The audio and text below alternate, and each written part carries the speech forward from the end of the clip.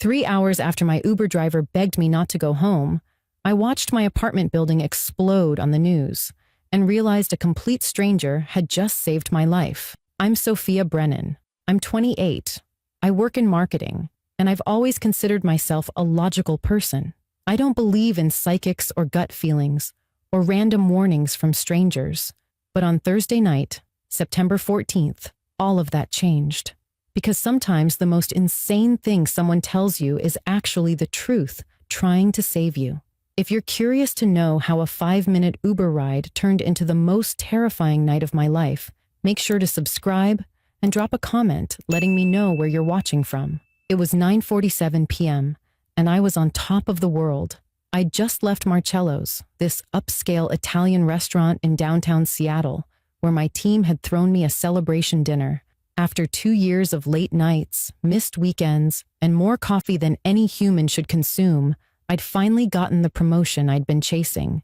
Senior marketing consultant, corner office, 20% raise, everything I'd worked for. My phone wouldn't stop buzzing with congratulations texts.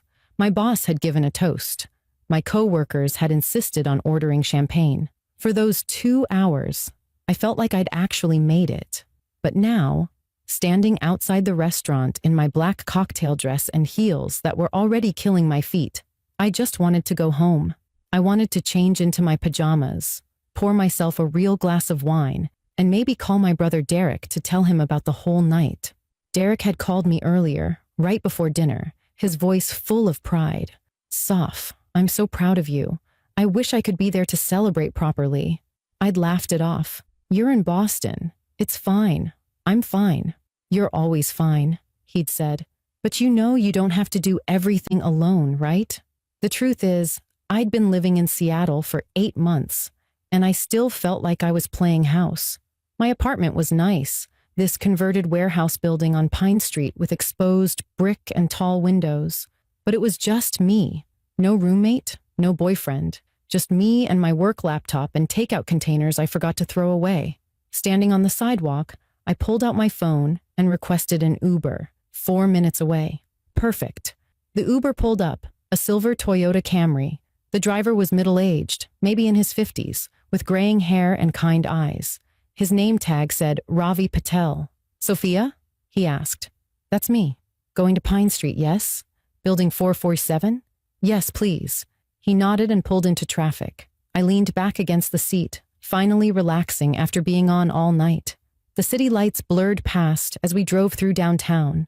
I was already thinking about tomorrow's 9 o'clock meeting, mentally reviewing my presentation. That's when I noticed Mr. Patel looking at me in the rearview mirror. Not just a quick glance. He kept looking. His eyes would dart to the road, then back to me, then to the road again. His hands gripped the steering wheel tighter than seemed necessary. I shifted uncomfortably and checked that my seatbelt was fastened. We drove in silence for what felt like forever. The tension in the car was building, and I didn't understand why. Then, at a red light on Fifth Avenue, he spoke. "Miss, I have to tell you something important." His voice was shaking. I sat up straighter. "Okay? Please don't go home tonight." I blinked. "What?" "I'm serious. Something is very wrong. Please, you cannot go to your apartment tonight." I laughed nervously. "I'm sorry, what are you talking about?" The light turned green. He drove forward, but slower now. 20 minutes ago, I dropped off 2 men at your building. I remember the address because it's unusual. The old warehouse buildings on Pine Street."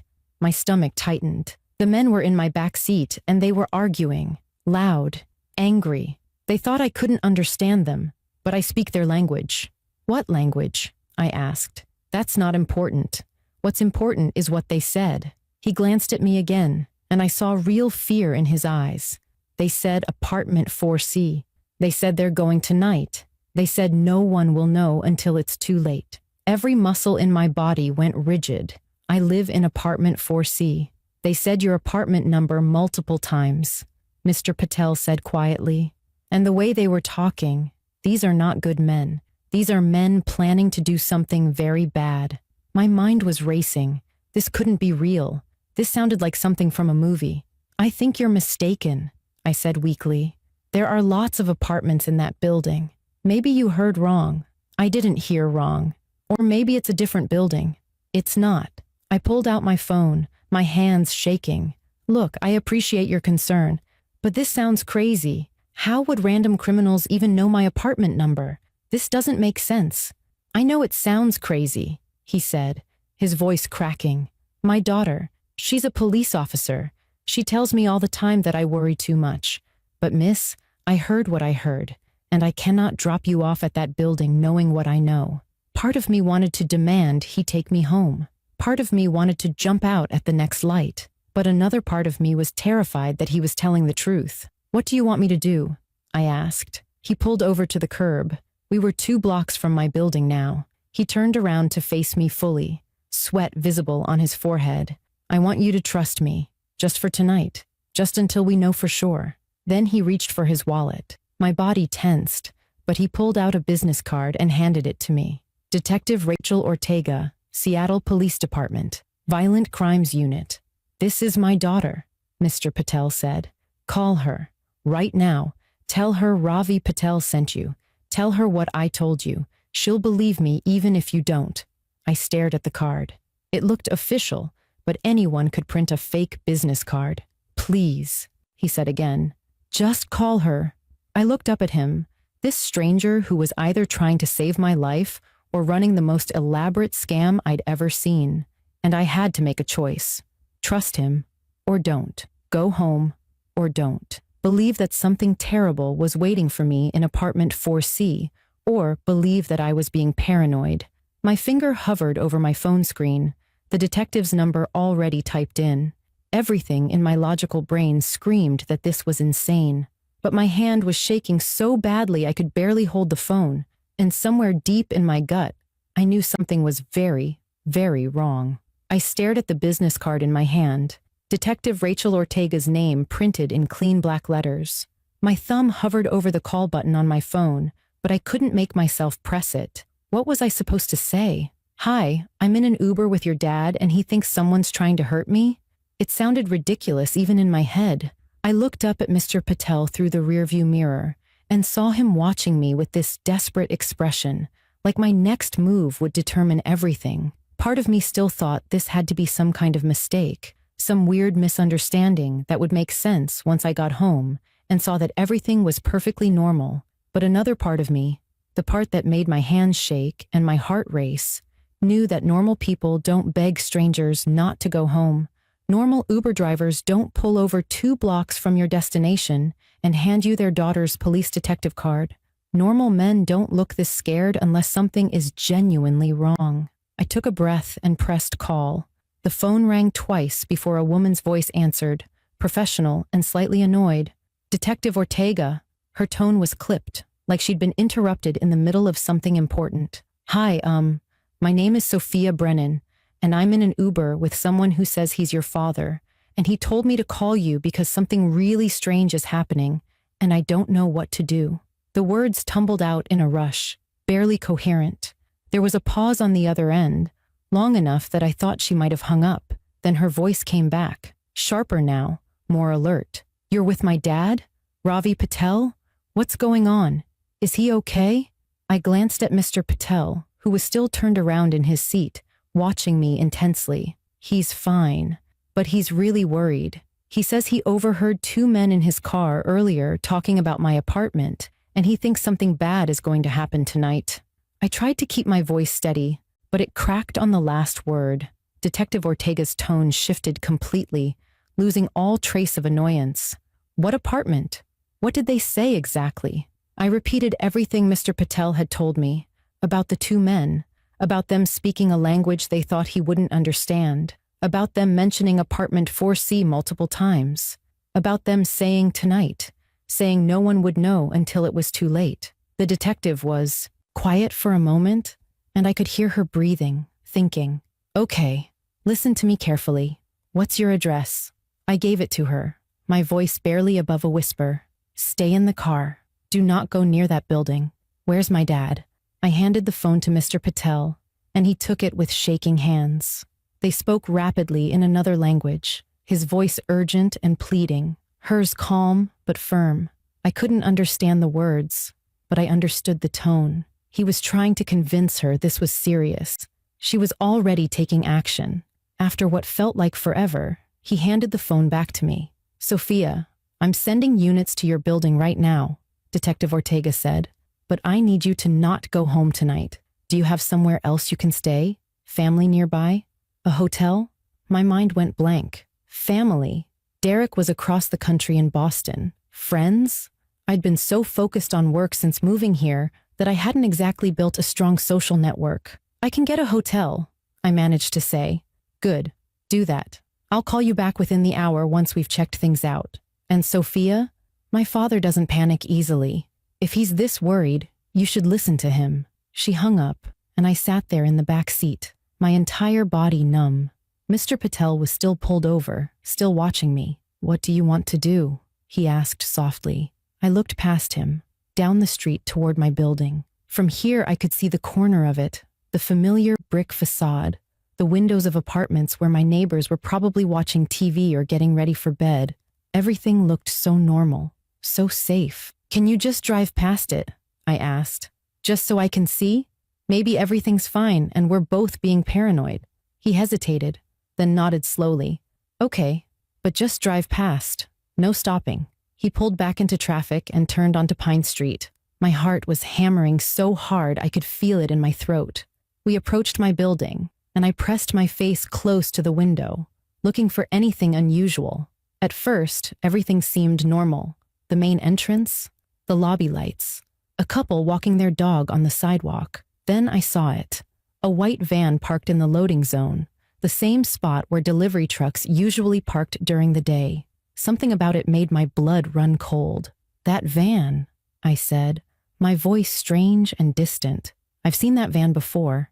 Yesterday morning when I left for work, and the day before that. It was parked in the exact same spot." Mr. Patel slowed down even more, his eyes narrowing as he looked at the van. It was plain white, no company logos, no markings. The windows were tinted dark. "That's not normal," he said quietly. And suddenly, horribly, I knew he was right. This wasn't a misunderstanding. This wasn't paranoia. Something was very, very wrong. Mr. Patel drove past my building without stopping, and I twisted in my seat to keep watching through the back window until we turned the corner and it disappeared from view. My heart was still pounding, my mind racing through every possible explanation for that white van. Maybe it belonged to a contractor doing work in the building. Maybe it was a new tenant moving in. Maybe I was connecting dots that didn't actually form a picture. But the sick feeling in my stomach told me otherwise. Mr. Patel pulled over again a few blocks away, this time in front of a coffee shop that had already closed for the night. He turned around to face me fully, and I could see the worry etched deep in his face. "You need to call someone. Your family. Your friends. You need to go somewhere safe tonight." I nodded, my fingers already pulling up my contacts. Derek's name was right at the top. I pressed call and waited, praying he'd answer even though it was past midnight on the East Coast. He picked up on the second ring, his voice thick with sleep. "Soph? What's wrong?" Just hearing his voice made something break inside me. "Derek, something really scary is happening and I don't know what to do." I heard rustling, the sound of him sitting up in bed. "What? Are you okay? Where are you?" I told him everything, the words spilling out faster now. The Uber driver's warning, the two men talking about apartment 4C, the white van I'd seen parked outside my building for days, Detective Ortega sending police units to check it out. By the time I finished, Derek was fully awake and already typing on his computer. I could hear the keyboard clicking through the phone. "Okay, listen to me. I'm booking you a hotel right now. The Marriott on 4th Avenue. It's 10 minutes from where you are. I'm putting it on my card. You're going to go there, check in, and you're not leaving that room until we know what's going on. Understand?" His voice had that protective edge I'd heard my whole life, the tone that meant he was taking charge whether I liked it or not. "Okay," I whispered. "I'm serious, Sophia. You don't go home. You don't go near that building. I don't care if the cops say it's fine. You stay in that hotel tonight." I could hear the fear underneath his commands, and it made everything feel more real. If Derek was this scared, and he was 2,000 miles away just hearing about it, then I should be terrified. I will. I promise. He exhaled slowly. I'm looking at flights right now. I can be there by tomorrow afternoon. You don't have to do that. You have work and I don't care about work. You're my sister. I'm coming. Tears stung my eyes. Okay. Thank you. We stayed on the phone while he finished the hotel reservation, and then he made me promise 3 more times that I'd go straight there and stay put. When we finally hung up, I looked at Mr. Patel, who'd been sitting quietly the whole time, giving me privacy but clearly listening. My brother booked me a hotel, the Marriott on 4th Avenue. He nodded and immediately put the address in his GPS. Good. I'll take you there, and I'm not leaving until I see you walk inside safely. Something about his fierce protectiveness, this complete stranger who'd already done so much, made my throat tight. I don't understand why you're doing all this. You could have just dropped me off and forgotten about it. Why do you care so much? His eyes met mine in the rearview mirror, and they were shiny with unshed tears. Because I have a daughter your age, Rachel, and if she was in danger, I would want someone to help her, even if it meant looking foolish or crazy. I would want someone to care. He started driving, and I sat back in my seat, watching the city pass by through windows that suddenly felt too exposed. My phone buzzed. A text from Derek with the hotel confirmation number and another message. Stay safe. I love you. Call me when you get to the room. I typed back quickly. I will. Love you too. Another buzz. This time it was an unknown number, but I knew who it was before I even opened it. Detective Ortega. Officers are at your building. Investigating now. Stay where you are. We'll update soon. I showed the message to Mr. Patel. He read it and nodded grimly. Good. They'll figure out what's happening. But I couldn't shake the image of that white van sitting there in the same spot for 3 days. Watching. Waiting. We pulled up to the Marriott, and true to his word, Mr. Patel parked and walked me all the way to the lobby doors. I tried to pay him for the ride, but he refused, waving away my extended cash. Just promise me you'll be careful, and call your brother when you get to your room. I promised, and he waited until I was inside before walking back to his car. I watched him drive away. This man named Ravi Patel, who'd decided my life was worth saving. I checked into the hotel in a daze, barely registering the cheerful front desk clerk who handed me a key card and wished me a pleasant stay. Pleasant. The word felt absurd. I took the elevator to the 4th floor, found room 412, and locked every lock on the door the moment I stepped inside. The room was generic and clean, the kind of place that could be anywhere in America. Beige walls, floral bedspread, a landscape painting that meant nothing. I sat on the edge of the bed, still wearing my black celebration dress, my heels kicked off by the door. My phone said 11:34 p.m. Less than 2 hours ago, I'd been laughing with coworkers, toasting my promotion, thinking about how perfect my life was becoming. Now, I was hiding in a hotel room because a stranger thought someone wanted to hurt me.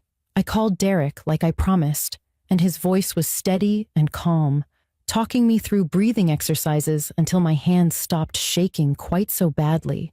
We stayed on the phone for almost an hour, him telling me stories about his day, about his coworker who kept microwaving fish in the office kitchen, anything to keep my mind occupied. Finally, he made me promise to try to sleep, to keep my phone charged and next to me, to call him immediately if anything happened. I promised, and we hung up, but sleep was impossible. I sat there in that hotel room, refreshing my email, refreshing the news, checking for any updates from Detective Ortega. Nothing. Just silence. Maybe it really was nothing.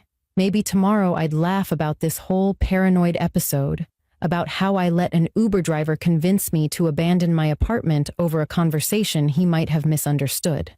I turned on the TV just for background noise, flipping through channels without really watching anything. A cooking show, a late-night talk show, the local news running their standard evening recap. I was about to turn it off when the screen changed. Breaking news in red letters.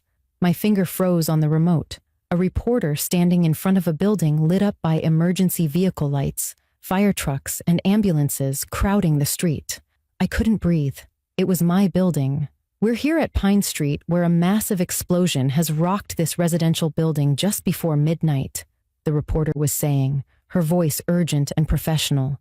Emergency crews are on the scene. Multiple injuries have been reported. Residents are being evacuated as firefighters work to contain the blaze on the fourth floor.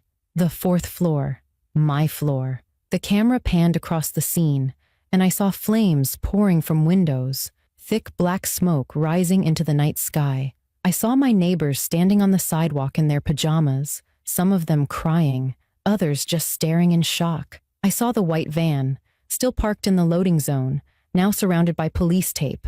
My phone started ringing and I nearly dropped it. Detective Ortega. Sophia, are you watching the news? Her voice was tight, controlled. Yes. Oh my God, what happened? Was it really a gas leak? There was a long pause, the kind that means the answer is going to change everything. No, it wasn't a gas leak. My father saved your life tonight. My entire body went cold. She continued, her words careful and measured. 6 months ago, you flagged some suspicious invoices during an audit at your previous company. Do you remember that? I searched my memory. 6 months ago, I'd been working at a tech startup, doing their quarterly financial review. I'd found some irregularities, reported them to my supervisor, and moved on. It had seemed like such a small thing. I remember. I thought it was just accounting errors. It wasn't errors. You uncovered a multi-million-dollar embezzlement scheme. 3 men were arrested because of your report. But the person running the operation, the one really in charge, he got away. And he's been planning this for weeks. I couldn't speak, couldn't process what she was telling me. They'd been watching your routine. They knew you came home from work around 10:30 most nights. They planted a device in your apartment set to detonate at 11:15, 15 minutes after you'd normally arrive home. It was designed to look like a gas explosion. You were supposed to be there when it went off. I looked at the clock on the nightstand. 12:47 a.m. I should be dead. If I'd come straight home from dinner, if Mr. Patel hadn't said anything, if I'd ignored his warning like every logical part of my brain had wanted to do, I would be dead. But you stayed late celebrating tonight, Detective Ortega continued. And my father noticed those men in his car. He heard them confirming the apartment number, talking about the timing. He knew something was wrong. The TV showed firefighters spraying water on my building. The 4th floor completely gutted. My apartment, where I'd lived for 8 months, where all my belongings were, where I should have been sleeping tonight, was gone, destroyed. And I was alive only because a stranger decided to care. The next 48 hours were a blur of police stations, witness statements, and news cameras that I refused to talk to. Detective Ortega called me every few hours with updates. They'd arrested 4 people connected to the explosion. The man who'd orchestrated everything, Marcus Whelan, had been the CFO at my old company. The embezzlement scheme I'd uncovered had cost him everything: his job, his reputation, his freedom when the investigation expanded. And he'd decided that I was the reason for all of it. They found detailed surveillance logs in his apartment, photos of me leaving for work, coming home, going to the gym on Saturdays. He'd been watching me for months, learning my patterns, planning the perfect murder disguised as an accident. The device they'd planted was sophisticated, designed to rupture the gas line and create an explosion that investigators would blame on old building infrastructure. I would have been just another tragic news story, a young woman killed in her own home, and no one would have suspected it was anything but terrible luck. But Ravi Patel had suspected, and that changed everything. 3 days after the explosion, I met him for coffee at a small cafe in Capitol Hill. He walked in wearing a simple button-down shirt and khakis, looking exactly like what he was, a normal person who'd made an extraordinary choice. We sat across from each other, and I didn't know where to start. I keep trying to find the right words to thank you, I finally said, but everything sounds too small for what you did. He smiled sadly and wrapped his hands around his coffee cup. You don't need to thank me. I just did what felt right. I shook my head. But you didn't have to. You could have dropped me off and forgotten about it. You could have decided it wasn't your problem. Most people would have. He was quiet for a moment, staring into his coffee. Can I tell you something? That night, when I heard those men talking, my first thought was to stay quiet. to mind my own business. Because what if I was wrong? What if I caused a scene over nothing? What if you reported me and I lost my job? My chest tightened. So what changed your mind? He looked up at me, his eyes serious. I thought about my daughter, Rachel. She's 26, lives alone in the city, works terrible hours. And I thought, if someone heard something that could save her life, would they speak up? Or would they stay quiet because it was easier, because it was safer, because they didn't want to look foolish? He paused. I decided I wanted to live in a world where people speak up, so I had to be that person. Derek arrived that afternoon, pulling me into a hug so tight I could barely breathe. He stayed for 2 weeks, helping me find a new apartment, replacing everything I'd lost, barely leaving my side.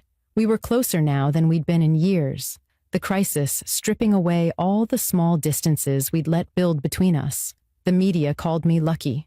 My old company issued a public apology for the danger their former employee had put me in. Strangers on the internet debated whether I should have seen it coming, whether I'd been careless, whether the whole thing could have been avoided. But none of them understood the real lesson. I'd spent 28 years building my life on logic and control. I believed that if I worked hard enough, planned carefully enough, I could protect myself from random tragedy. I thought danger was something that happened to other people, people who weren't careful, who didn't have their lives together like I did. And then a stranger in an Uber shattered that illusion and saved my life in the process. 6 months later, I'm living in a new apartment closer to Derek, who relocated to Seattle to be near me. I volunteer with a victims advocacy group now, talking to people who've survived situations they never saw coming. I carry pepper spray. I trust my instincts more. But the biggest change is that I listen. When someone seems worried, when something feels off, when a stranger extends a warning that sounds irrational or crazy. Because Ravi Patel taught me that sometimes the most unbelievable thing is actually the truth trying to save you. Sometimes survival means trusting people you don't know. Sometimes goodness exists in the most unexpected places. And sometimes a 5-minute Uber ride is the difference between life and death. I think about that celebration dinner constantly, how I almost died on the best day of my professional life, how close I came to dismissing Ravi completely, because logic told me his warning couldn't be real.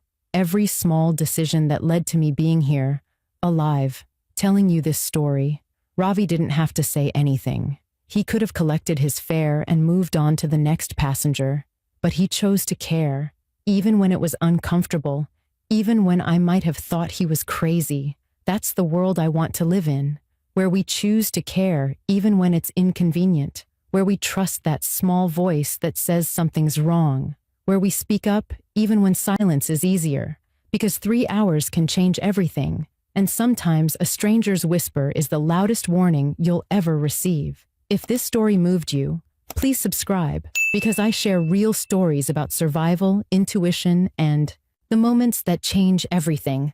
And drop a comment letting me know where you're watching from.